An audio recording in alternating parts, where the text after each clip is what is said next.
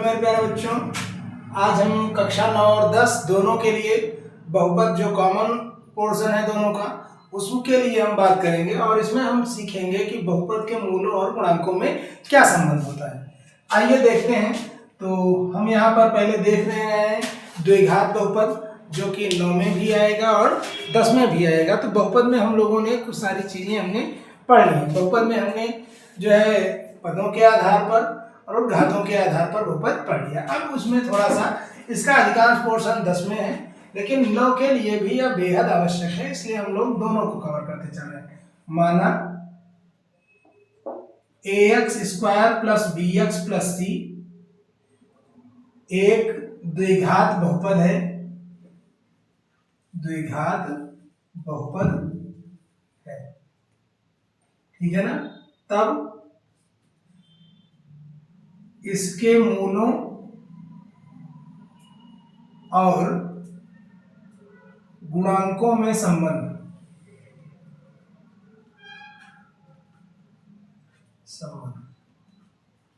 ठीक है ना। ठीक है बेटा, अगर यह एक द्विघात बहुपद है तो द्विघात बहुपद कहने का मतलब ही है कि इसके दो शून्यक होंगे, ठीक है ना। यदि दो शून्यक होंगे, ठीक है ना। चलो यहां लिख रहे हैं यदि ax² + bx + c द्विघात है, द्विघात बहुपद है जिसके शून्यक क्रमशः अल्फा तथा बीटा हैं, तो x - अल्फा तथा x - बीटा इसके गुणनखंड होंगे, गुणनखंड इसके गुणनखंड होंगे तो यह इन्हें संतुष्ट भी करेगा। इसका मतलब मैं इसे लिख सकता हूं ax² + bx + c = k। Constant है, नियतांक है। लिखेंगे क्या, x - अल्फा और x - बीटा। इतनी बात आप समझ में आ गई होगी। इन्हें हम लोग अंदर गुणा कराएंगे तो ये बनेगा x² - alpha x - beta x + alpha beta. यहां से ये बेटा आएगा k x², इन दोनों में से मैं -x कॉमन ले ले रहा हूं तो बनेगा अल्फा बीटा, और फिर यहां से क्या बनेगा + अल्फा बीटा। हो गया इतना। यहां से ये आया है ax² + bx + c, हो गया। दोनों पक्षों में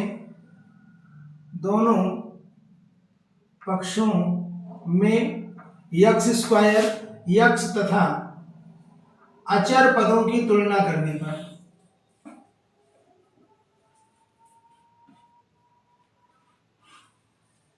अचर पदों की तुलना करने पर, अब अचर पदों की तुलना कराएंगे बेटा तो यहां पे क्या बचेगा आपका ax² = यहां से kx², यहां से हल करेंगे a क्या आएगा, ओके।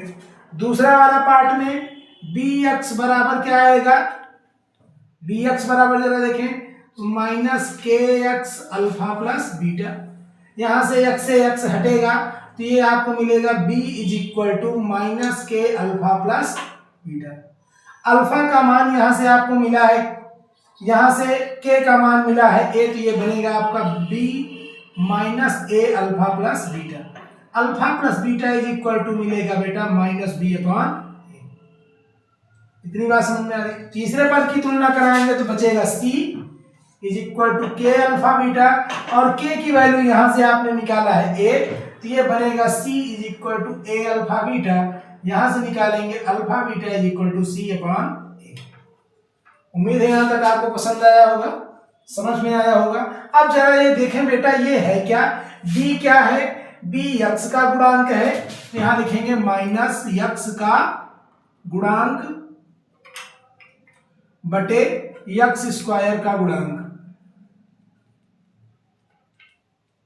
भाई ये x² क्या है, ये a क्या है, x² का गुणांक है, तो यहां पर लिखेंगे अल्फा + बीटा। ठीक है ना। यहां से क्या लिखेंगे, अचर बटे एक्स स्क्वायर का गुणांक बराबर क्या आएगा, यहाँ अल्फा बीटा, और अल्फा बीटा क्या है बेटा, मूलों का गुणनफल या फिर शून्यकों का गुणनफल। चले आगे, तो इसे हम लोग क्या लिखेंगे, अगर लिखना चाहें तो इसे हम लोग क्या लिखेंगे, मूलों का या शून्यकों का योगफल is equal to minus x का गुणांक बटे यक्स स्क्वायर का गुणांक। यहां मैं लिख दे रहा हूं माइनस बी अपान ए। दूसरा है शून्यकों का गुणनफल इज इक्वल टू अचर बटे एक्स स्क्वायर का गुणांक, और यहां पे क्या मिलेगा आपको, सी अपान ए। इतनी बात आपको समझ में आ गई होगी। चलो बेटा आगे, इसी पर हम लोग एक प्रश्न करके देख लेते हैं। तो हम लोगों ने जो सीखा है वह एकदम जो है ठोस हो जाएगा, है ना। चलिए एक प्रश्न देखते हैं इस पे हम लोग। प्रश्न क्या है, यक्स स्क्वायर माइनस 2, क्या है बेटा, प्रश्न है एक, f x is equal to x square minus 2 के शून्यकों और गुणांकों में संबंध।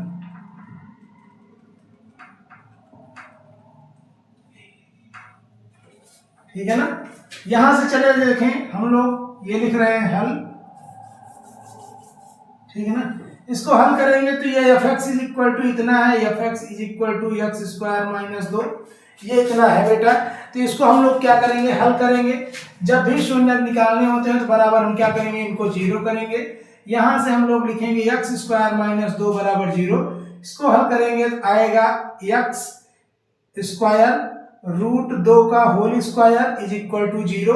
ये बनेगा एक्स माइनस रूट 2 और दूसरा बनेगा एक्स प्लस रूट 2, ठीक है ना, बराबर 0। यहां से आ जाएगा एक्स माइनस रूट 2 बराबर 0, कॉमा एक्स प्लस रूट 2 बराबर 0। यहां से या लगा दें, यहां से x बराबर रूट 2 या क्या आ जाएगा, x बराबर माइनस रूट 2। इतनी बात समझ में आ गई होगी। 2 उत्तर इसके प्राप्त हो गए हैं, ठीक है ना। चलिए अब उसके बाद क्या करेंगे बेटा, मूलों शून्यकों तथा गुणांकों में संबंध। ये तो अपने क्या आ गए, शून्यक प्राप्त हो गए। ये एक शून्यक है और दूसरा शून्यक ये, इसे अल्फा कह सकते हैं, इसे बीटा, या फिर इसे बीटा और इसे अल्फा कह सकते हैं। तो उसके बाद हम लोग यहाँ पर शून्यकों और गुणांकों में संबंध देखेंगे। यहाँ डाल रहे हैं शून्यकों और गुणांकों में संबंध, ठीक है ना। शून्यकों और गुणांकों में संबंध क्या होता है बेटा, alpha plus beta is equal to minus B upon A. Minus B upon A ये क्या है बेटा, अब जरा देखें, चलो अल्फा अपना कितना है, अल्फा अपना, इसको अगर मैं अल्फा मानूं और इसको बीटा मानूं, अल्फा कितना है रूट 2 प्लस बीटा कितना है माइनस रूट 2, हो गया माइनस बी अपान ए। यहां से इन दोनों को जोड़ेंगे तो शून्य is equal to minus B upon ए।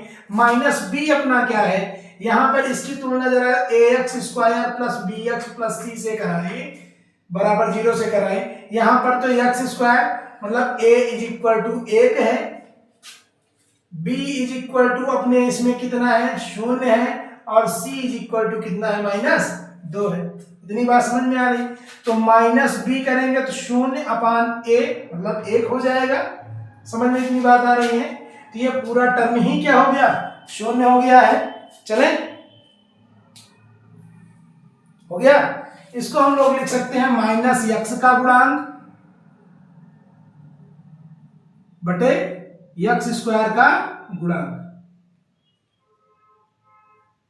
दूसरा पार्ट देखेंगे इसका, alpha beta is equal to क्या होता है सी अपान ए, और सी अपान ए को हम लोग क्या कहते हैं अचर बटे एक्स स्क्वायर का गुणांक, है ना बेटा।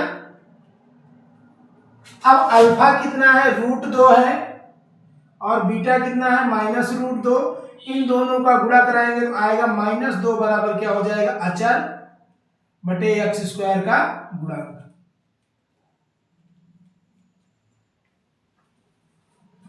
उम्मीद है आपको चीजें समझ में आ रही होंगी, है ना। तो कहिए तो एक आध प्रश्न को हम लोग और लेते हैं, नहीं तो फिर आगे बढ़ते हैं। ठीक है, आइए इसमें कुछ चीजें हम लोग थोड़ा सा और समझते हैं।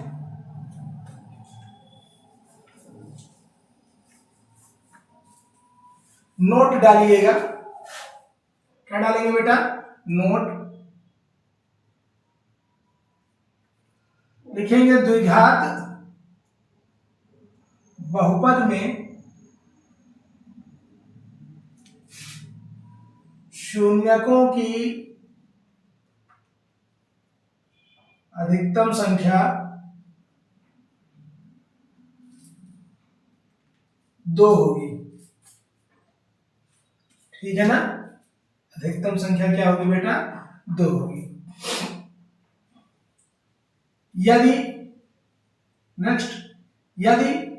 शून्यक दिए गए हों तो यदि शून्यक दिए गए हों तो बहुपद बनाने के लिए क्या करें बेटा x square minus alpha plus beta into x, ठीक है ना, ठीक है ना, प्लस अल्फा बीटा, इसका प्रयोग करें, ठीक है।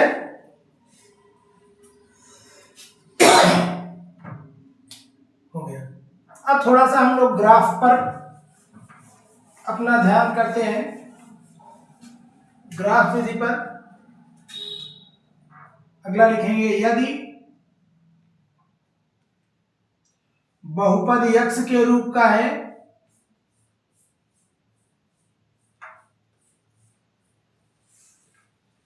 तो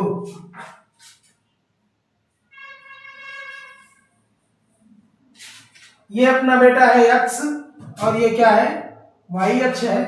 अगर बहुपद ऐसा चला,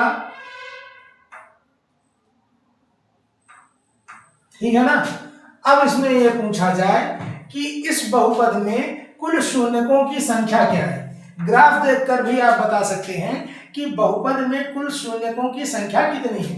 अब जरा देखें ये x पर कितनी टाइम्स काटा है, 1 2 3, यहां क्या हो जाएगी शून्यकों की संख्या बेटा, शून्यकों की संख्या कितनी हो जाएगी 3 हो जाएगी, ठीक है ना। एक दूसरा लेते हैं,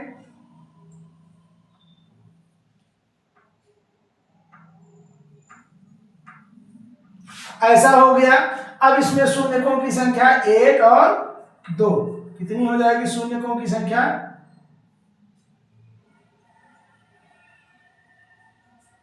समझ में बात आ रही होगी। अर्थात ग्राफ x एक्सिस को, x अक्ष को जहां जहां पर भी काटेगा वहां पर उतने शून्यकों की संख्या होगी। तो बताएं कैसा लगा ये सेशन। आप अपने कमेंट सेक्शन में लिख भेजें जो भी आपको न समझ में आया हो, हम समझाने का भरपूर प्रयास करेंगे। और उम्मीद है आपको ये बहुपद से संबंधित जो प्रश्न है और इनके संबंधों और गुणांकों के जो संबंध हैं वो आपको समझ में आए होंगे। तो इस चैनल को लाइक सब्सक्राइब और शेयर करें। तब तक के लिए मैं आपका अपना प्यारा शिक्षक आकाश आपसे विदा लेता हूँ। धन्यवाद। जय हिंद।